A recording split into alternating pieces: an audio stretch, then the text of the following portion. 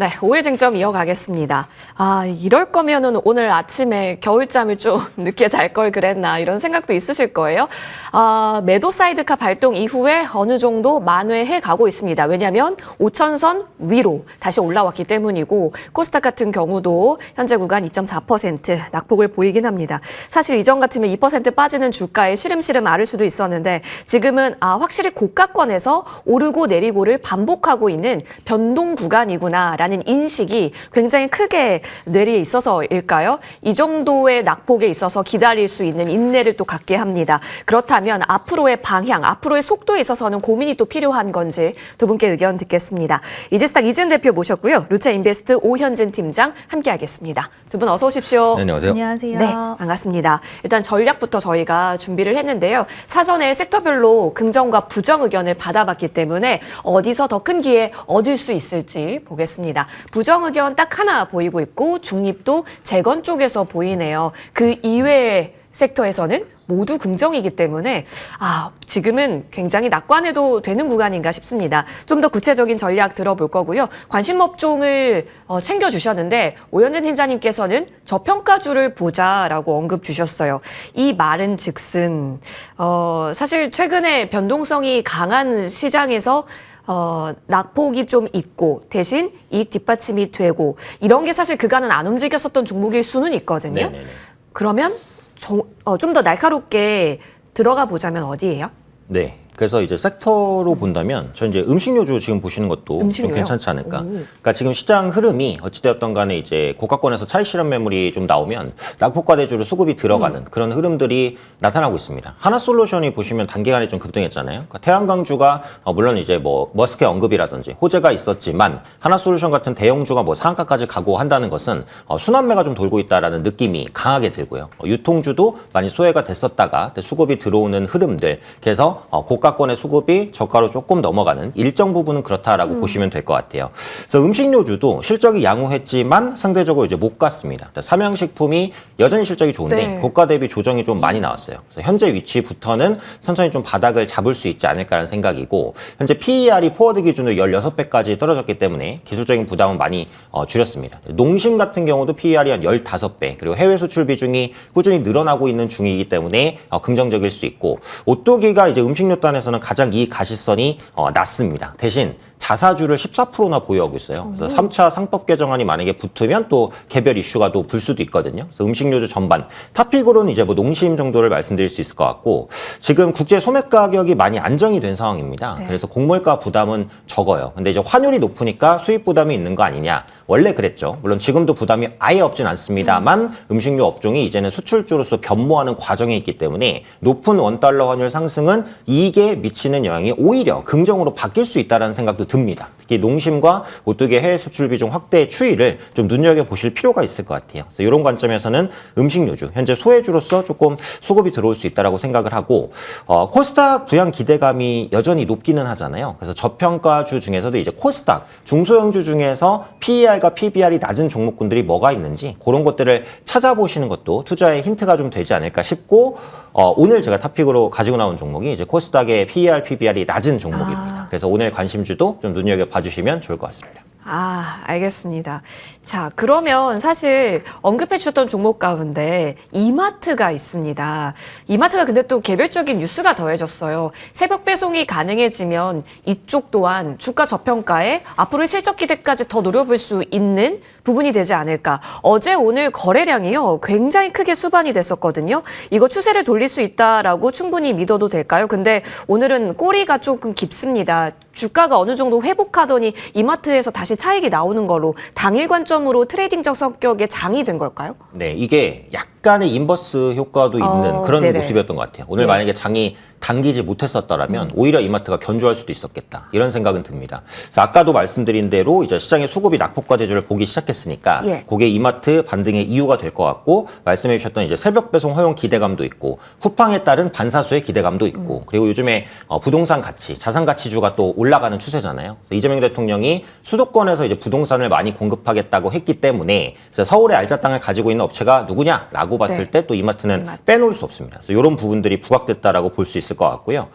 개별적인 이슈들도 괜찮아요. 설 선물 사전 예약 매출이 역대 최대를 기록했다라는 기사가 나왔고 요즘에 좀 홈플러스가 좀 어렵습니다. 그러다 보니까 그 반사수혜를 뭐 이마트나 아니면 롯데마트 이런 쪽이 좀 가져갈 수 있겠죠. 그래서 쿠팡 반사수혜, 홈플러스 반사수혜, 거기다가 새벽 배송까지, 그러니까 실적 개선 기대감까지도 붙었어요. 단순히 이제 싼 종목만이 아니라 이제 성장에 대한 모멘텀까지도 줄 수 있는 종목으로 변모를 하고 있다는 겁니다. 그래서 그런 관점에서 현재 위치에서는 충분히 목표 주가를 더 높게 가져갈 수 있지 않을까 이런 생각입니다. 자, 기술적으로 이제 직전 고점을 뚫은 이후에 음봉이 좀 떨어졌어요. 그래서 당분간 변동성이 좀 심할 것 같은데 보유하고 계신 분들은 장기적인 시각이시라면 그대로 보유하셔도 괜찮을 것 같습니다.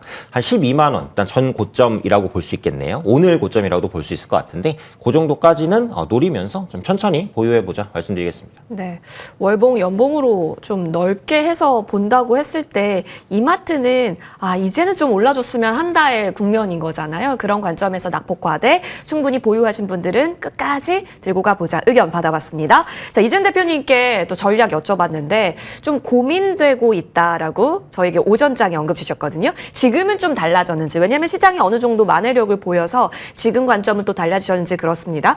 반도체와 현금 중에서 고민하셨어요. 네, 일단 현금을 고민했던 부분은 시장 방향성에 대해서 부정적으로 봤던 것은 아니고요. 일단 방향에 대해서는 여전히 우상향 기조를 그릴 수 있는 가능성, 그러니까 긍정적으로 시장이 끌고 왔었던 이유들, 반도체 투톱의 랠리, 그리고 정부 정책에 대한 모멘텀, 이런 부분들과 또 예탁금이 지금 111조를 돌파했던 부분들, 네. 풍부한 유동성, 이런 시나리오들이 깨지지 않았기 때문에 관련돼서는 시장 방향성에 대해서는 우상향 기조가 이어질 수 있다라고는 보고는 있지만 이제 설 연휴가 또 있다 보니까 자금에 대한 이탈 부분들, 그렇죠. 이런 것들이 좀 가속화될 수가 있고, 시장이 앞으로는 방향이 그대로 간다고 하더라도 변동성은 좀 커질 것 같아요. 특히 요즘 지수가 움직이는 것을 보면 뭐 종목처럼 움직이는 경우들도 많아서 오늘도 하락 나왔다, 다시 반등 나왔다, 또 다시 소폭 하락하면서 이렇게 굉장히 좀 드라마틱한 그런 변동성을 보이는 구간이기 때문에 시장이 계속해서 우상향할 수 없다는 것은 알고는 있지만 조정에 대한 부분이 상당히 피로감이 높아질 수 있는 움직임이라서 큰 빅 이벤트, 설날이라는 이벤트 이후에는 좀 더 적극적으로 매수하는 게 가능하지 않을까. 그러면 그때 또 시장 분위기가 뭐 미증시 분위기라든지 여러 가지 분위기를 보고 판단했을 때 현금이 있었을 때 좀 더 적극적인 대응이 가능하지 네. 않을까라고 생각이 들어서 현금을 이야기 드렸고요. 또 반도체 섹터에서도 이야기를 드리는 부분은 결국 시장이 이렇게 변동이 큰 상황에서도 반등이 나왔을 때 어디 쪽으로 가장 크게 베팅이 나왔을까를 살펴보면 결국 반도체 쪽인 것 같습니다. 실적으로 계속해서 증명해 내가고 있고 또 성장에 대한 스토리가 견고하기 때문에 반도체 쪽이 장기적으로 보실 분들은 앞으로의 변동성이 있다 하더라도 내가 분할적으로 좀 장기 관점으로 보겠다 하시는 분들에게는 유효할 수도 있다라는 생각이 들어서 오늘 현금과 반도체 섹터 이야기 드렸습니다. 좋아요. 좋은 자리에 반도체주가 온다면 그때는 현금을 활용해서 매수가 가능하기 때문에 지금은 그러면 타이밍적인 고민을 충분히 좀 해볼 수 있는 설 연휴 전까지가 되지 않을까요? 그럼 기회를 잘 노려봐야겠습니다. 흔들리는 것에 너무 아파할 필요는 없겠다라는 의견이실 것 같아요. 자, 그러면 반도체 얘기를 해주셨기 때문에 저희는 다음 쟁점을 반도체로 잡아가고자 하고요. 두 분 모두 긍정 의견 주고 계십니다. 오 팀장님께 긍정 의견 더 자세히 또 듣겠습니다.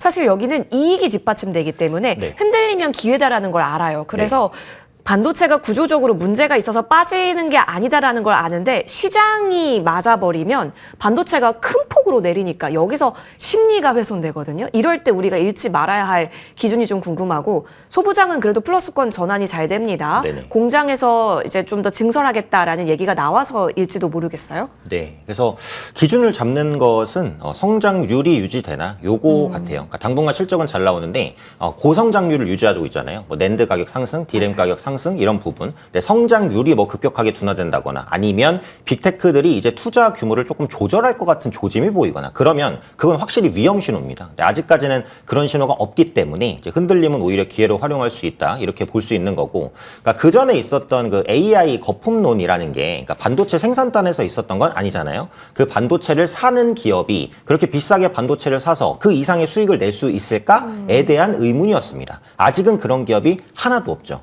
제미나이로 엄청나게 잘 나가는 구글도 매출이 좋지만 그렇다고 반도체를 사는 비용만큼 뽑냐? 아니죠. 지금은 투자가 되는 구간이기 때문에 챗 GPT 말할 것도 없죠. 다른 기업은 다 적자를 감수하면서도 반도체 투자를 공격적으로 하는 겁니다. 근데 최근에 이제 여기에 더해진 우려감이 AI로 인해서 대체되거나 축소될 수 있는 업체, 특히 이제 소프트웨어 업체에 대한 우려감, 요게 부각됐잖아요. 근데 한국은 소프트웨어 강국이 아닙니다. 한국은 언제까지나 제조 강국이죠.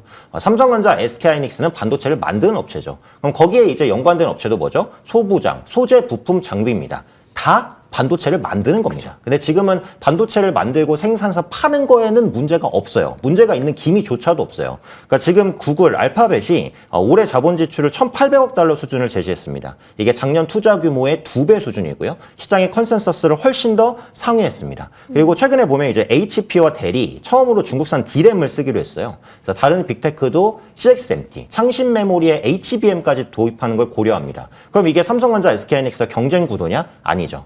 삼성과 SK하이닉스, 마이크론에서조차도 HBM을 받기가 힘드니까 하다 없어서 중국 것까지 쓰겠다는 겁니다. 그래서 이게 공급이 늘어난다, 경쟁이 늘어난다 이런 개념이 아니고요. 못 사서 어쩔 수 없이 중국을 간다. 이렇게 봐야 됩니다. 그럼 공급단의 대규모가 언제 일어나냐? 전에도 말씀드렸던 삼성전자 P5 혹은 용인 반도체 클러스터 이런 건데 요거는 본격적인 가동까지 27년, 28년. 물론 최근에 나온 기사를 보면 그 미국의 테일러 공장 임시 사용 승인이 났어요. 그래서 공급이 조금 더 증가할 것 같은데 이거 최대로 가동해봤자 현재 공급하는 반도체 물량의 삼성전자 물량의 10% 정도가 될까 말까입니다. 10%요? 네, 그래서 아직은 공급단의 걱정은 없어요.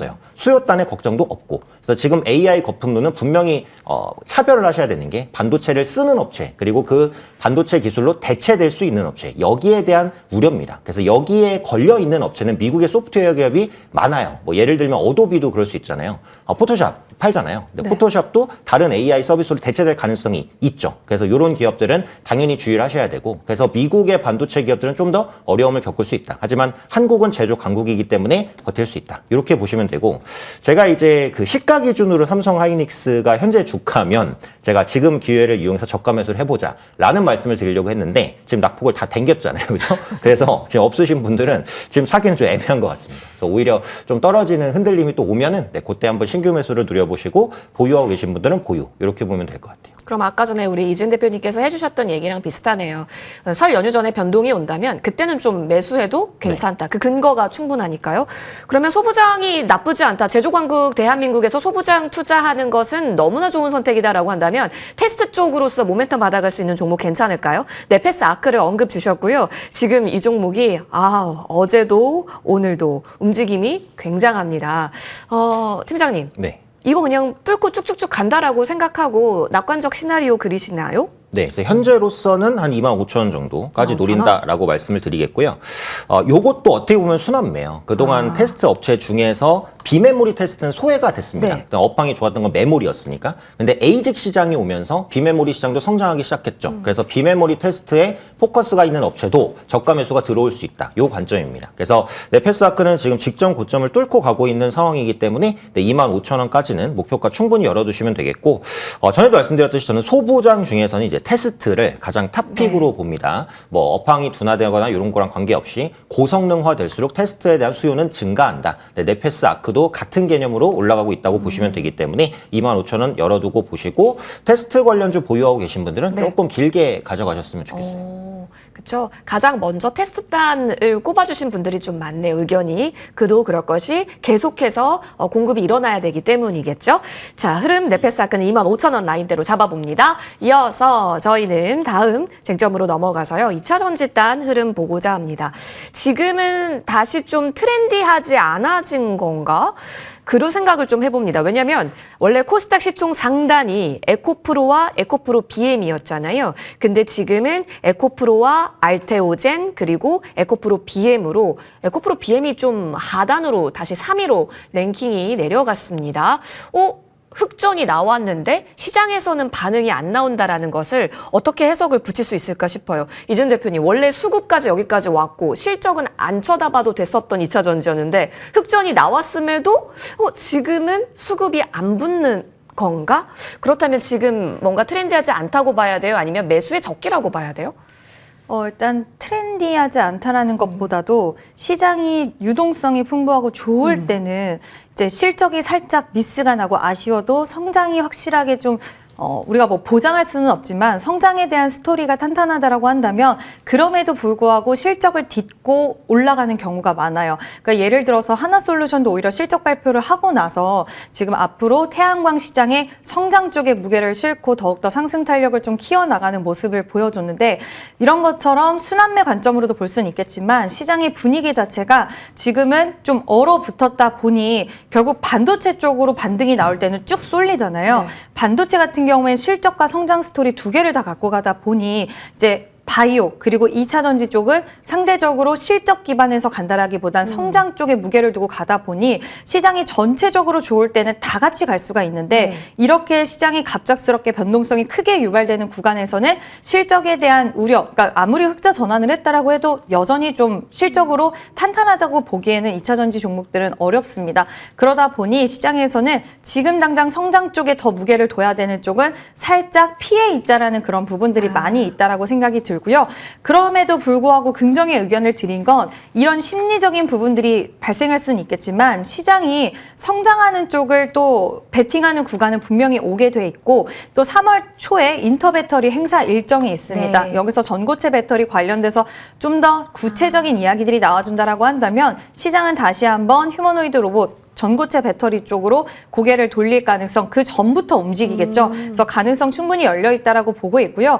휴머노이드 로봇은 지금 2040년 기준으로 했을 때 5,300만 대 이상의 만들어질 것이다라는 이야기가 나오고 있고 오히려 속도는 더 빨라지지 않을까라고 생각을 합니다. 중국 쪽에서도 지금 휴머노이드 로봇 양산 쪽으로의 속도의 이런 부분을 바치고 있기 때문에 아마 글로벌 시장에서의 너나 할 것 없이 양산 쪽으로의 이런 속도를 올릴 것이고 그러면 전고체 배터리 상용화도 같이 빨라질 수밖에 없기 때문에 원래 SDI 쪽에서 제시한 기간이 이제 2027년 하반기 쪽을 제시를 했는데 인터배터리에서 또 얼만큼 기술력에 대한 부분들 보여주느냐에 따라서 기대 심리는 더 올라갈 수 있다라고 보고 있고요. 시장 자체가 약간 얼어붙어 있기 때문에 작용되는 이런 움직임이라고 생각을 하고 있고 원래 2차 전지 관련돼서 EV 쪽, 전기차 쪽은 안 좋았다는 것은 다 알고 있었던 부분이기 때문에 ESS라든지 그리고 휴머노이드 로봇에 대한 스토리는 유효하다. 그래서 저는 좀 지금 구간에서는 뭐 적극적으로 빠질 때 매수해야 된다라는 의견은 아니지만 긍정의 시각을 보여줬던 부분에 있어서 철회할 필요는 없다라는 의견 드려보도록 하겠습니다. 좋아요. 인터배터리라고 하는 이벤트도 어쨌든 우리가 대기해야 된다면 그 모멘텀이 살아있다면 빠질 때 어디를 먼저 볼까? 전고체 키워드 주셨네요. 그렇다면 삼성 SDI, 이수 스페셜티 케미컬, 한농화성 이런 종목군은 다 괜찮아요? 아니면 우선순위 조금 있으세요? 삼성 SDI 보시는 게 SDI? 맞다라고 생각하는 건 지금 ESS 쪽으로도 이번에 최근에 계약 상대방은 누군지 금액은 뭔지 알려주진 않았지만 테슬라라고 추정을 예. 하고 있죠, 시장에서는. 그래서 ESS 쪽으로도 성과가 이제 본격적으로 나와주고 있고 여기에 지금 플러스 요인으로 전고체 배터리 쪽에서는 속도가 가장 붙고 있는 쪽이기 때문에 소재 기업들이 가려면 지금 전고체 관련돼서는 셀 기업들이 명확한 로드맵이 나오면 지금 뭐 에코프로 BM도 그렇고 포스코 퓨처엠도 소재 관련돼서 샘플 테스트를 진행을 하고 있고 고체 전해질 관련돼서도 에코프로 BM은 순항을 하고 있다 개발에 있어서 이런 이야기가 나온 만큼 셀 업체에서 좀 더 적극적인 로드맵이 나온다라고 했을 때는 소재 기업들도 같이 연동돼서 갈 수 있기 때문에 저는 삼성 SDI가 지금은 탑픽으로 움직일 가능성이 가장 크다라고 보고 있습니다. 오, 알겠습니다. 셀사 쪽에서 로드맵을 확실히 끌어주면 어쨌든 수혜는 받아볼 수 있기 때문에 결국 대장에게 우리가 기대하는 것이 크겠네요. 이 부분 저희도 뉴스 계속 팔로우 해보겠습니다. 다음 쟁점으로 넘어가겠습니다. 오늘 정말 강하네요. 우주항공은 계속 강해서 정말 놀라워요. 이거 지금 구간에서 전략을 논하다라고 한다면 질문을 이렇게 드려야 될 것 같아요. 지금 엑싯을 어떻게 할까? 그러니까 매도 시점인가 아닌가? 근데 시세가 이렇게 난다는 건 어떤 의미인가? 신규도 괜찮은가? 이 얘기 들어봐야 될 것 같은데요. 네, 그래서 사실 이제 기술적인 부담이 발생한 것은 예. 맞습니다. 그래서 신규로 가신다라고 한다면 대형주 위주로 가시는 게 대형주. 맞을 것 같고 중소형주를 사시려고 한다면 조정을 기다려 보시는 게 맞다고 보고요. 기술적 부담이 있음에도 제가 긍정 의견을 계속 드리는 이유는 내러티브가 너무 좋습니다.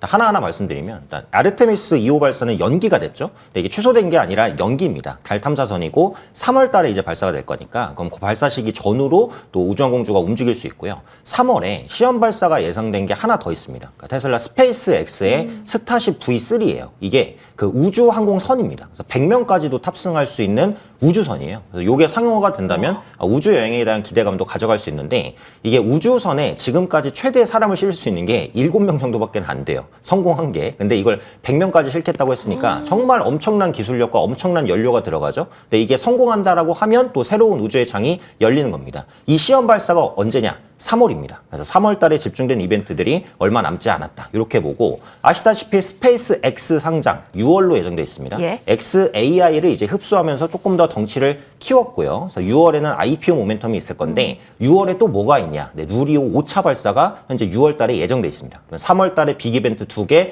6월 달에 2개입니다. 총 4개의 이벤트가 6월 달까지 이어지기 때문에 내러티브가 너무 좋아요. 그래서 조정을 받을 때마다 좀 상방에 대한 압력을 받지 않을까? 네, 이렇게 보는 거고.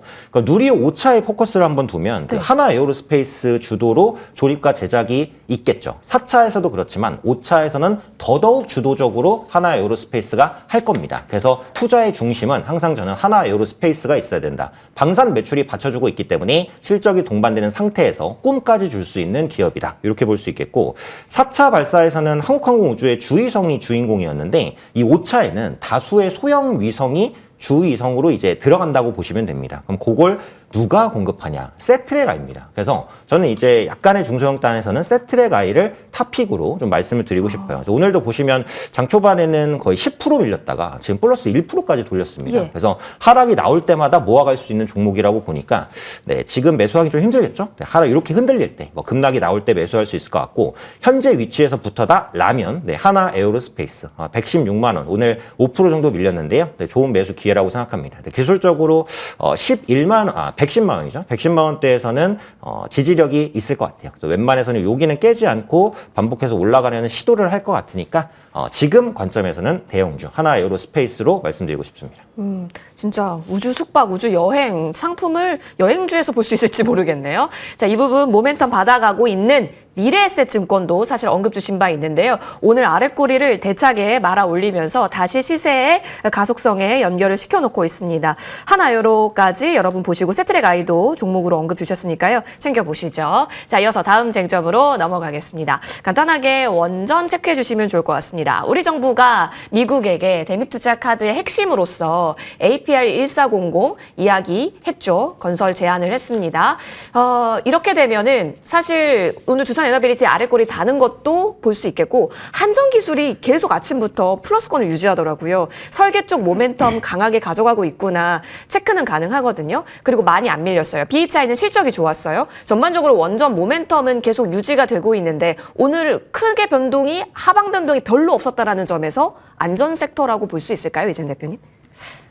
저는 좀 긍정적으로 보고 있는데요. 결국 대미 투자 1호로 선택한 게 에너지고 그 안에서 원전이라는 그 키워드인데 예전과 비교를 했을 때 일단 가장 크게 볼 수 있는 건 정부 자체의 기조가 변화를 했다라는 것. 이 아닐까라고 생각이 드는 게 이제 내부적으로는 약간의 그런 보수적인 스탠스가 있었지만 외부적으로는 이제 세일즈에 대한 부분들이 이야기가 나오면서 약간은 좀 엇갈린 행보의 스탠스가 보이다가 이제는 국내에서도 대형 원전 2기 건설을 하고 또 SMR 관련돼서 지속해서 좀 밀어주는 흐름들이 나와줄 수 있다라는 게 이야기가 이제 형성이 되었고 그렇게 되다 보면 수출 쪽으로도 우리나라 안에서도 이제 여러 가지 수주에 대한 부분들이 발생을 할 것이고 그 레퍼런스를 가지고 또 해외 모멘텀을 지속해서 세일즈하는데 더 속도가 붙어줄 수 있다라고 보고 있는데 이 팀 코리아라는 이 명칭 안에는 기업들의 각각의 기술력, EPC 기술력도 있겠지만 결국엔 금융이라든지 이런 제도적인 부분들도 같이 연결해서 가야 되는 부분인데 이제는 이게 하나로 팀이 형성이 됐다라는 거 이게 가장 중요한 포인트가 아닐까라고 보고 있고요. 그 가운데 지금 대미 투자 관련돼서 이런 이야기가 나오는 건 추후에 웨스팅하우스와의 분쟁까지도 해결이 된다라고 봤을 땐 왜냐하면 미국에서 지금 원전 건설 10기 이야기가 나오는데 사실 시장에서는 여기서 끝이 아닐 거라고 보고 있죠. 근데 여기서 10기 건설에 있어서 웨스팅하우스가 독자적으로 할 수 있느냐? 이거는 어렵다라고 볼 수밖에 없어서 그와 관련돼서는 같이 할 수 있는 나라는 우리나라일 가능성이 가장 기술력으로 봤을 때 납기안이라든지 기술력, 가성비, 인력 이런 것들로 봤을 때는 우리나라가 채택될 흐름이 상당히 높을 수밖에 없다라고 보고 있고 그렇게 됐을 때는 미국뿐만 아니라 유럽에도 지금 20기 건설에 대해서 웨스팅하우스가 추진을 하고 있기 때문에 이와 관련된 모멘텀도 가져갈 수 있는 거고요. 또 한국에서 지금 여러 가지 원전 수출에 대해서 좀 드라이브를 거는 쪽은 튀르키예, 필리핀, 사우디 상당히 많습니다. 그와 관련된 또 가시화된 이야기가 나올 수 있는 가능성까지 본다라고 했을 때는 원전주들은 결국 전력 수요가 급증하는 가운데 볼 수밖에 없는 에너지원이라는 생각이 들어서 긍정의 의견을 드렸습니다. 좋습니다. 결국에는 계속해서 이렇게 투자가 일어난다면 결국은 전력이 문제니까 원전 계속 보자 의견 받아봅니다. 자, 오 팀장님의 토픽으로 넘어갈 텐데요. 성우 하이텍 오늘 챙겨주셨네요. 네, 자동차 부품주입니다. 네. 지금 자동차 부품주가 로봇주로 엮이면서 그죠. 급등한 종목이 많은데 네, 동사는 엮이지는 못했어요. 그래서 아직은 저평가에 있는데 요즘에 나오는 기사 보니까 현대모비스 쪽으로 로봇 관련된 부품을 공급할 가능성이 있다라고 살짝 나오더라고요. 그래서 혹시라도 된다면 급등 가능성이 있고요. 동사는 현대차와 기아의 협력사입니다. 그래서 차량 경량화 공법을 보유하고 있는데 뭐 강판을 고온으로 이제 가열해서 그 무게를 줄이는 핫스탬핑, 그다음에 알루미늄을 한 번에 찍어내는 다이캐스팅에 강점을 가지고 있습니다. 이게 차량 경량화의 필수 기술입니다. 전기차는 배터리 때문에 엄청 무거워요. 그래서 차량 경량화 기술이 중요하기 때문에 동사의 기술력이 많이 활용될 수 있다는 거고요.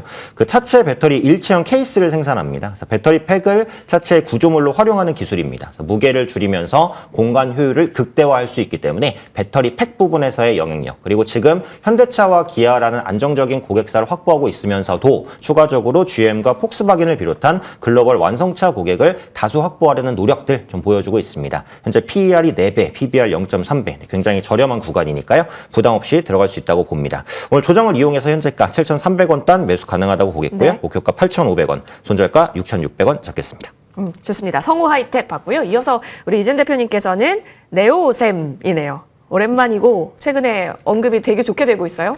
네, 일단 네오셈 같은 경우에는 지금 요즘에 낸드 관련된 이야기가 상당히 좀 많이 나오고 있는데 저도 역시 또 테스트 중요하다라고 생각을 합니다. 요즘엔 HBM이 아니라 HBF라는 단어까지 나오고 있는데 낸드 플래시에 대한 가격 상승도 지속되고 있는 상황 속에서 이제 낸드 플래시 지금 증설에 대한 이야기까지 나옵니다. 그래서 결국에는 SSD 검사 장비 시장 글로벌 시장 점유율 1위 기업인 네오셈에 대한 이런 주목도가 더욱더 올라갈 수밖에 없는 구조적인 상황들이 좀 만들어지고 있다라고 보고 있고요. 지금 신규 SSD 그리고 CXL 관련된 검사 장비도 내년 1분기, 그러니까 올해죠. 내년 1분기가 올해 출시된다라고 이야기를 했고 지난번에 나갔던 장비 물량들이 올해 4분기, 작년 4분기부터 매출에 반영이 될 것이다라는 이야기가 나왔는데 그러면 작년 4분기부터 해서 올해는 더욱더 괄목할 만한 그런 리드 타임을 고려를 했을 때 성장에 대한 실적 기대감도 가져갈 수 있는 쪽이지 않을까라고 보고 있고 반도체 안에서도 여러 가지 키워드가 많이 있습니다. 뭐